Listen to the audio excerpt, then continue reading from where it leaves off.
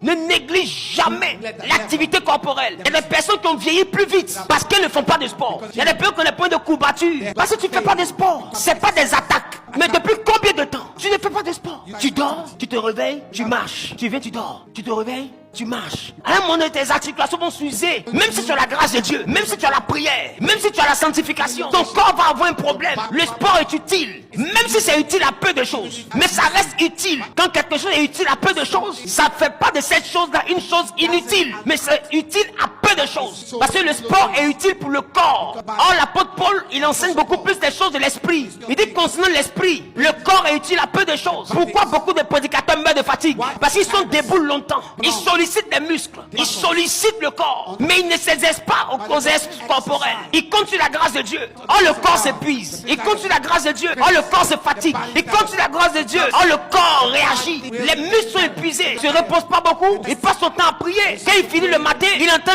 de faire l'œuvre de Dieu. Il entend de prêcher, voyager, faire des croisades. Il ne s'exerce pas. Il ne fait pas de sport. Vous voyez des fois un prédicateur qui tombe et qui meurt. On dit ils l'ont attaqué. Ils n'ont pas attaqué. Le cœur a lâché. C'est utile à peu de choses. Mais ça reste utile. Jésus là, il faisait sport. J'ai la preuve biblique que Jésus faisait sport. Vous savez pas ça? Vous voulez que je vous montre? La Bible dit, il marchait jusqu'à Capernaum. Il quitte là-bas. Il va à Jérusalem. Il quitte là-bas. Tout ça c'est comment? C'est marche. Et si dans le sport on ne te dit pas de faire de la marche, donc Jésus faisait sport, il marche, donc ça le solidifie. Même si tu es âgé, que tu ne peux pas courir, il faut faire de la marche. Être dans voiture, avoir chauffeur, ce n'est pas être boss, c'est se tuer. À un moment donné, l'inactivité va commencer à faire réagir le corps. Tu vas commencer à avoir des bobos, même des problèmes digestifs. Tu auras des ballonnements. Pourquoi? Parce que le sport facilite la digestion. C'est-à-dire non, j'ai colopathie. Parce que tu ne digères pas. Et comme tu ne digères pas, la nourriture est stockée et ça finit par faire grossir l'intestin. Ça se rallonge. On décrète après la colopathie. Tu dis non, ils m'ont attaqué. Qui t'a attaqué? Mets-toi au sport. Tu entends le grossir bêtement. Et puis tu dis je suis belle, je suis beau, je me sens bien. Entretiens ton corps. C'est le temple du Saint-Esprit. C'est utile à peu de choses dans le monde spirituel. Mais physiquement, le mouvement, l'activité sportive est utile à beaucoup de choses. Beaucoup.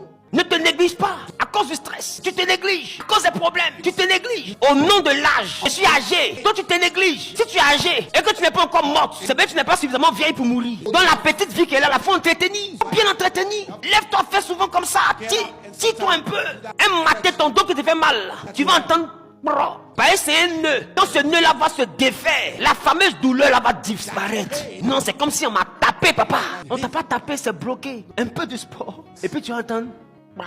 C'est la grâce du déblocage. Donne-moi la main bien.